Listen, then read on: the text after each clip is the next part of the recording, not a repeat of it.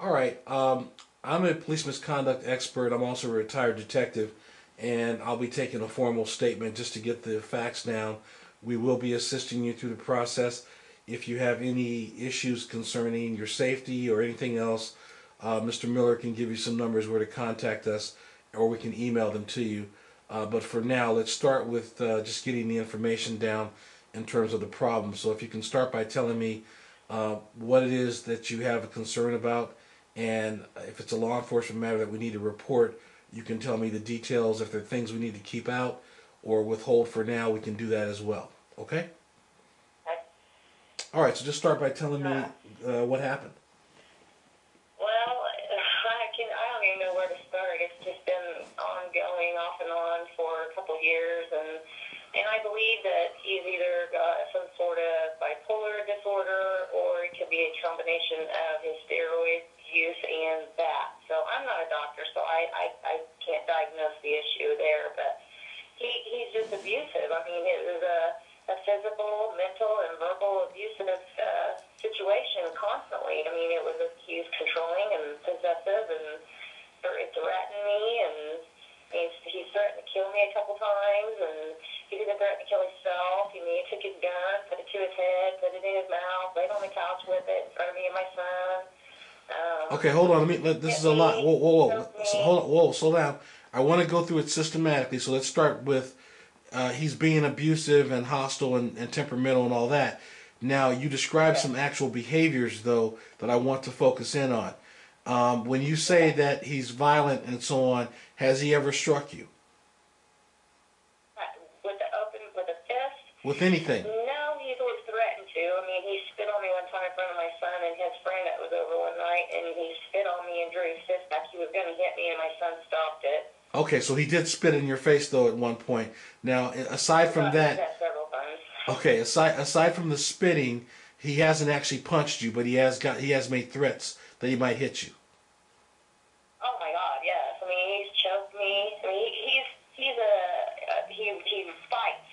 He trains over at Jack McVickers in Terre Haute, and he trains to fight. He knows exactly how to, get control of me or anybody, if you ask me. I mean, he had me to where, it was a repetitive thing the whole night for like 2 hours. He would choke me and throw my head into a pillow because I packed his stuff out and told him I wanted him to move out. And he said he wasn't going anywhere, and I wasn't filing for divorce, and hit me with a shoe that was on the floor and hit himself with it. And I had the baby in the bed with me, and then when the baby woke up, take God, he quit.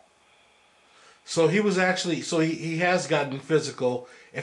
Even if he hasn't punched you, throwing something at you or hitting you with an object is physical. So that counts. So let's mark that down as a serious issue, and we'll come back to that. Now I'd like for you to go to some of the other things that he's done. Has this been something he's been? When did it start? Essentially, in terms of the upscale of the violence and hostility, is it something recent? Is it over a couple of years? Oh no, this is recent. This has been, the worst of the worst has been the last couple of years. Okay, and have there been any witnesses to any of these incidents? Yeah, my son, my oldest son, his friend.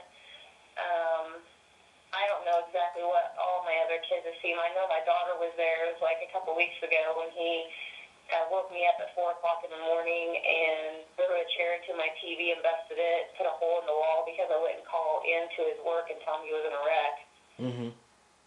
Mm-hmm. And that was the last of the last of the incidents. Okay. Okay. And has his is he still employed as a police officer? Oh yeah, he works for his dad. He works for his dad. Hold on, he works for his dad? Yeah, in Danville, Indiana. His dad got him on up there. I even told his dad, I made his dad aware of the situation before he even hired him about the steroids. I took pictures of him and sent them to him, told him he was abusive and what he'd done, and it totally was ignored. Okay, my concern then was that the man needed help. I said, somebody needs to intervene and help this guy. Okay, have you updated them on the continual abuse? Yeah, I told his dad again, and again, he forwarded all my messages to Chris, and Chris called me about it, and yelled at me over the phone about his dad what he's been doing, and it's none of his dad's business, and to leave his dad out of it. Okay. He said it's none of his dad's business. Yeah, he was like, there's nothing you're going to do because I'm not going to lose my job, is what he told me. He's like, I don't know what you're trying to do, but I'm not going to lose my job. Okay. So he thinks he's protected even if he continues in the behavior. Of course. I mean, he has been for the past 6 years. Every time I called the police, it was, where are you getting involved, Teresa? Because, we're friends with him. I'm like, we were here as a cop. I called 911. You guys need to do something. So let me just be clear about this. The other police officers in the area have come to your home when you've called and told you that they can't do anything because they're friends with him? Basically, yeah. I mean, that's what they would say. Well, I'm caught in the middle here. Well, you know what? You're here as a cop. You're not here as a friend to him. And I even had the dispatcher from the county on the phone. She's like, I'm not going to hang up with you. And I said, well, I don't want you to hang up with me. And then when the officer got there, she hung up with me, but he wouldn't do anything. I said, I want a report. And he was like, fine, I'll do this. And then I ended up going to my parents, and he brought me the report. My dad even came out. He's like, you guys need to do something before he kills her. What's wrong with you people?